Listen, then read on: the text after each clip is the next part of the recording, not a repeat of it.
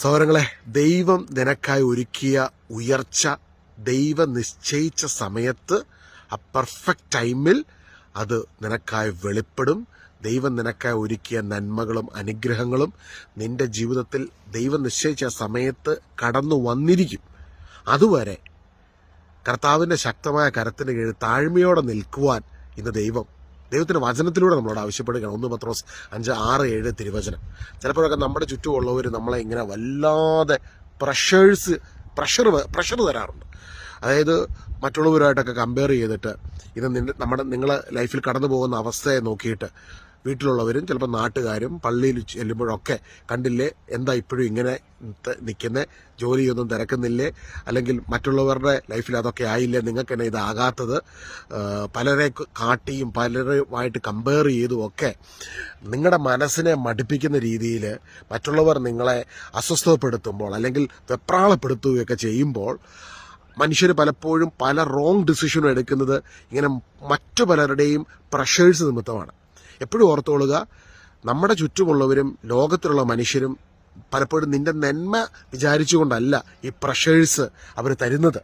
പലപ്പോഴും നിന്നെ ഒന്ന് അടിച്ചമർത്തുന്നതിനും ഒന്ന് ചെറുതാക്കുന്നതിനും നിന്റെ മനസ്സ് ഒന്ന് ഡൗൺ ആകുന്ന കാണാൻ വേണ്ടി പലപ്പോഴും മനുഷ്യരെ കമ്പാരിസൺ ചെയ്യുകയും ഒന്നും ആകാത്തതെന്നൊക്കെ പറഞ്ഞ് വെപ്രാളപ്പെടുത്തുകയൊക്കെ ചെയ്ത്, അല്ലെങ്കിൽ ജോലിക്കൊക്കെ തിരക്ക്, അല്ലെങ്കിൽ എന്തെങ്കിലുമൊക്കെ ബിസിനസ്സൊക്കെ ആണെങ്കിൽ മറ്റുള്ളവരുടെ ബിസിനസ്സുമായിട്ടൊക്കെ കമ്പയർ ചെയ്ത് നിങ്ങളെ ഡൗൺ ആക്കാൻ ശ്രമിക്കുമ്പോൾ അവിടെ ഓർത്തോളുക, ദൈവം നമ്മളോട് ആവശ്യപ്പെടുന്നത് പലപ്പോഴും ഇങ്ങനെയുള്ള സാഹചര്യങ്ങൾ സ്ലോ ഡൗൺ ചെയ്യുക, കർത്താവിൻ്റെ വചനത്തോട് ചേർന്ന് പരിശുദ്ധാത്മാവുമായിട്ട് നമ്മൾ അലൈൻഡ് ആയിട്ട് നിൽക്കുക എന്നുള്ളതാണ്. അതുകൊണ്ട് ആ വചനത്തിൽ പറയുന്നത്, ദൈവത്തിൻ്റെ ശക്തമായ കരത്തിന് കീഴിൽ നിങ്ങൾ താഴ്മയോടെ നിൽക്കുവിൻ, അവിടുന്ന് തക്ക സമയത്ത് നിങ്ങളെ ഉയർത്തിക്കൊള്ളും.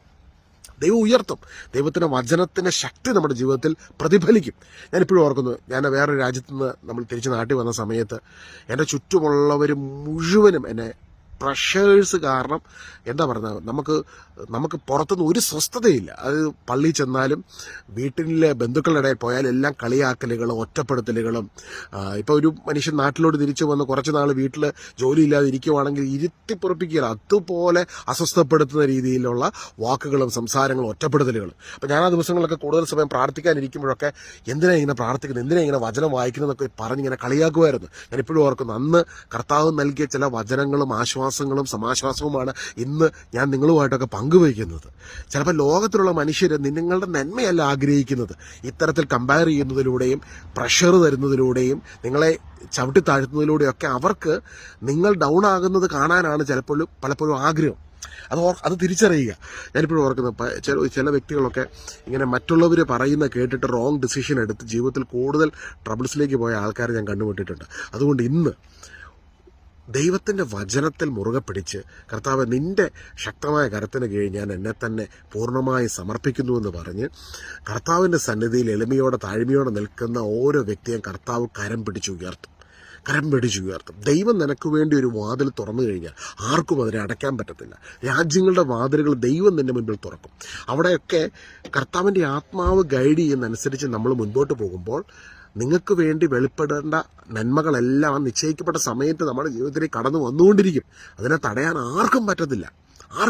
അതുകൊണ്ട് ഇന്ന് മറ്റുള്ളവരുടെ കമ്പാരിസണും പ്രഷറും നിമിത്തം തിടുക്കത്തിൽ തീരുമാനമെടുക്കുന്നതിൽ നിന്നൊക്കെ പുറകോട്ട് മാറി കർത്താവിൻ്റെ വചനത്തോട് ചേർന്ന് കർത്താവിൻ്റെ കരത്തിന് കീഴിൽ താഴ്മയോടെ നിൽക്കുക. ഒരുപാട് പേര് ഇറിറ്റേറ്റ് ചെയ്യുന്നുണ്ടെങ്കിൽ അവരോട് പറയണം, മൈൻഡ് യുവർ ബിസിനസ്. കർത്താവാണ് എന്നെ വഴി നടത്തുന്നത്. സങ്കീർത്തനം 23 വായിക്കുക. സങ്കീർത്തനം 23 നമ്മളെന്താ കാണുന്നത്? കർത്താവാണെന്ന് എൻ്റെ ഇടയൻ, എനിക്കൊന്നിനും കുറവുണ്ടാവുകയില്ല. അപ്പം കർത്താവ് ആണ് നമ്മുടെ ഇടയൻ, നമ്മളെ വഴി നടത്തുന്നവൻ, ക്രൂശിൽ നമുക്കായി സകലതും പൂർത്തീകരിച്ചവൻ. അവൻ വഴി നടത്തും, വഴി തുറക്കും, അനുഗ്രഹിക്കും. ഈ ഭൂമിയിൽ കടന്നു വന്ന് നിനക്കും എനിക്കും വേണ്ടി സകലതും പൂർത്തീകരിച്ചവന് വഴി തുറക്കുവാൻ കഴിയുകയില്ലേ? അവൻ തുറക്കുക തന്നെ ചെയ്യും. യെശയ്യാ 22 നമ്മൾ കാണുന്നു, അവനൊരു വാതിൽ തുറന്നു കഴിഞ്ഞാൽ ആർക്കും അതിനെ അടയ്ക്കുവാൻ കഴിയുകയില്ല. നിശ്ചയിക്കപ്പെട്ട സമയത്ത് നിന്റെ ആ നന്മകൾ വെളിപ്പെട്ടിരിക്കും കേട്ടോ. God bless you.